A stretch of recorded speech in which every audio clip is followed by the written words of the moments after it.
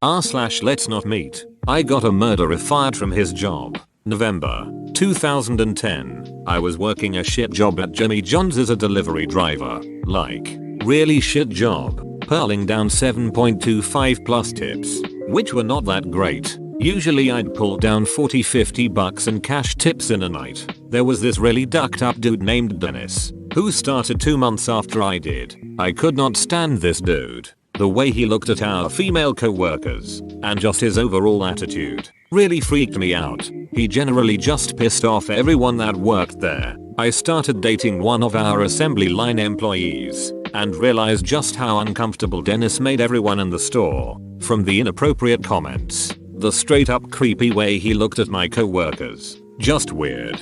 He would only ever take deliveries, wouldn't do anything extra, and barely knew the menu. He lasted a while at the job, even though he was late all the time, and his tickets were always short, like $20-30 short every day. February 2011. Still working there. I was living with my then roommate, and he had just lost his job. His car was reliable, and I trusted him not to duck me over. So I went up to our general manager, hey, so I know the schedule is full, but my roommate really needs a job. Otherwise we are getting kicked out of our place. Not entirely true, but I was selling it. And I know that Dennis doesn't exactly get along. GM, I'm writing the schedule tomorrow. I'll lower his hours way down, and we'll see what he does. Honestly, that's how easy it was. Awesome. My best friend might be getting a job, and I'll get to see way less of Freakshell. Win-win. Schedule gets put out, and Dennis is on the worst shifts I've ever seen. 3 hours a day, just before closing. Went from 25 plus hours a week to 12 hours. After about 3 shifts, Dennis starts realizing just how ducked he's getting. No one tips at night. It's a horrible shift, and he had to close. He comes in the next day, when he's not scheduled, and freaks out on the general manager.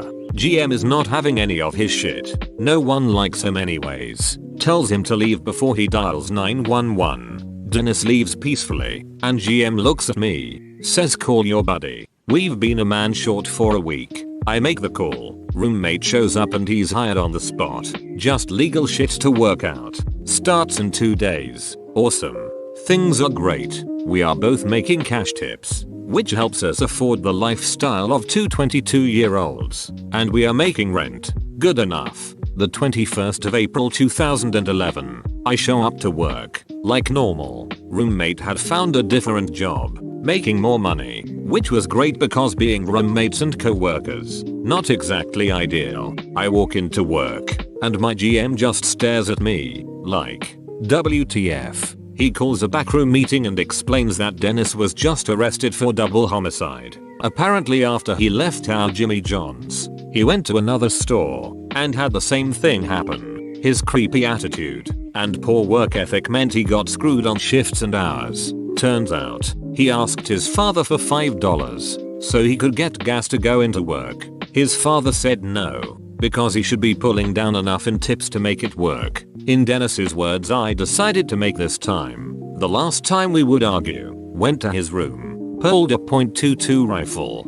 and shot his father in the back of the head 3 times. Freaked out and hid the body in the garage. When his mother got off of work 2 hours later, he shot her twice in the head as she walked in the house. 2 days later, a welfare check was done by the police, and he was arrested on the spot. Apparently he had ordered a one-way plane ticket back to his home country, but it had not arrived yet. Life sentence in prison. Eligible for parole in 55 years. I hope I never see him again. Here's the part I'm not exactly proud of.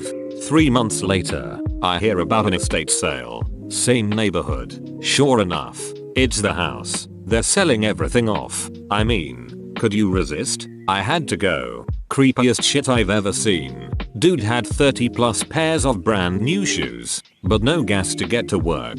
He used to shoot holes in the basement walls with the .22. The holes were still there. I got the duck out of there. It was just weird. Ducking weird. I still remember seeing his Jimmy John's hat hanging in his bedroom.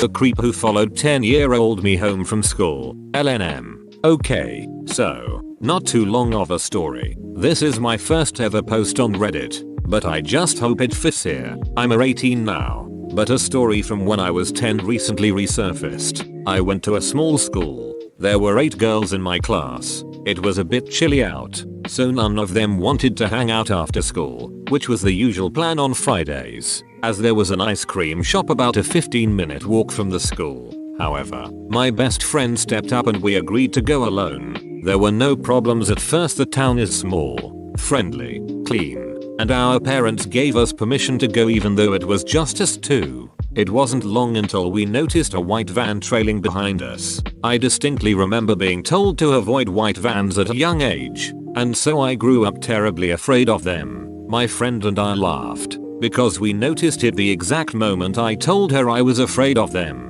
But we picked up the pace, so did the van. We didn't want to seem like scaredy cats, so we stopped, so did the van. We began, along with the van, to inch forward, but eventually the van picked up speed and came ever closer to us. It was terrifying. I grabbed my friend's wrist and, with a painful smile, told her to go along with it. I held her hand and walked up to the front door of the nearest house. I fiddled in my purse for a non-existent key as carried on an equally non-existent conversation. The van stopped right in front of us, and the scruffy man driving it rolled down his window and stared at us. Just then, my friend's mom drove up and asked us if we wanted a ride. The van immediately sped off. We didn't tell the mom what happened right away. We took it lightheartedly, but as someone who grew up afraid of kidnappings, it was terrifying.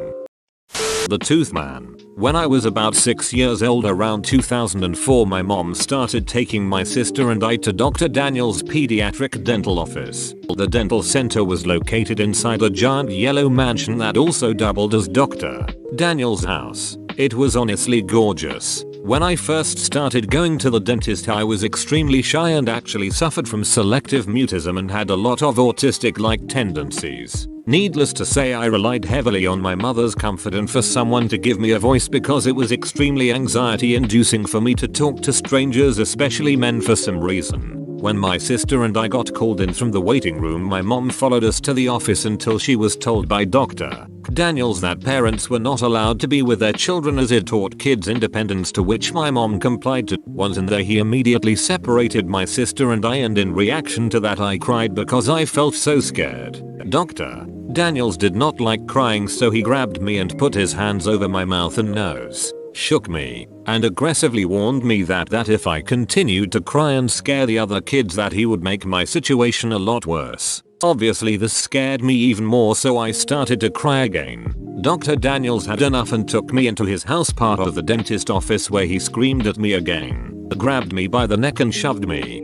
His hygienist Judy came over and told me if I continued to cry she would spank me so hard I wouldn't know what had hit me. Afterwards he gave me a juice concoction and left me alone in his house for about 5 minutes until he took me back into the dental office and did work on my teeth. I guess I just instinctively knew that if I wanted to survive, I just had to act like I was not terrified and hold on the tears. All I wanted was my mommy. After the first appointment, my sister and I told my mom that we were scared of the dentist and that he was a mean man, but she just took it as me being an anxious child, so we continued to see him. Each visit was just as terrifying. Every time we pulled into the mansion, my heart just melted away inside my chest. I was so scared. It was no longer pretty to look at. Every time we went to the dentist, Dr. Daniels, or the Tooth Man as he called himself, always had us have heavy dental work procedures done. We had seals done on several baby teeth and plenty of teeth removed, some with his fingers, with no regards to pain level at all.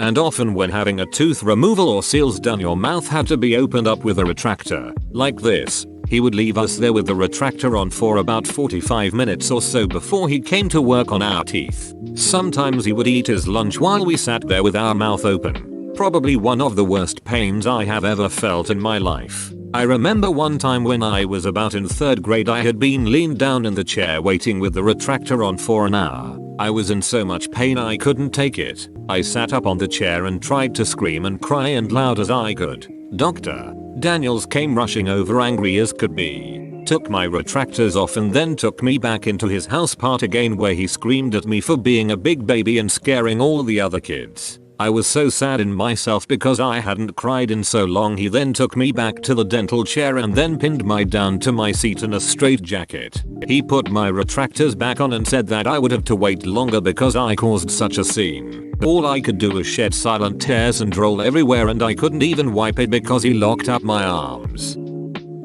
Afterwards my mouth would become so swollen and filled with rashes. It hurt to talk for days. It would leave bruises and swells as soon as I left his chair. He would often tell my mother I was a difficult patient if I so much as winced at his torture. Once he removed 6 of my teeth at once and I could barely eat. While he ripped out teeth, he would often sing songs. It was so Sweeney Todd-like. When I was in 7th grade I started getting some new braces and we started seeing an orthodontist. Not long after that we stopped seeing Dr. Dan and started seeing a new dentist who was actually nice. I had never known that getting your teeth cleaned didn't have to feel like going through a saw trap. I think my mom took us out of Dr. Dan's practice when the orthodontist looked at our dental records and saw a lot of unnecessary procedures being done on our mouths. Not long ago I was having a conversation with a friend about our childhood fears and instantly my mind went to the tooth man. Curious, I googled him to see what had happened to him, and to my happiness the practice was shut down. Also left under his name was a Yelp page that was still left up. The page was filled with numerous 1-star reviews from former patients that were once abused as kids in his office, using the page as an outlet to express their trauma. I started to cry because their experiences were so close and some identical as to what I went through when I was a kid. It was so sad but at the same time really validating to know that I was not alone. A lot of the procedures we went through were just a scam for him to collect money off our parents' insurance. And now that I think about it, he probably was so adamant on us not crying and screaming for help because he didn't want parents to hear and come and see what was going on. I shake thinking about this. I really pray that he hasn't opened up another practice somewhere else. I know it's hard not to blame parents in this situation, but the truth is this man was a swift abuser. For every bruise and swell we had, he would have dental explanations that would make the parents feel stupid for asking. He was an authority figure. I don't blame my mom for not believing us. She knew he was firm but probably thought we were confusing firmness with meanness. To be honest, even writing this, the torture was so wild it actually sounds made up. She eventually did come around. She's not alone, as there were hundreds and hundreds of parents that were duped and deceived by him.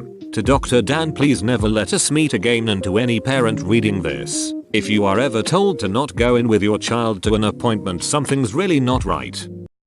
Bro, you made it to the end? You're a ducking beast. I'll cut you a deal. Smash like and subscribe for more curated content. It's free and that's a great price.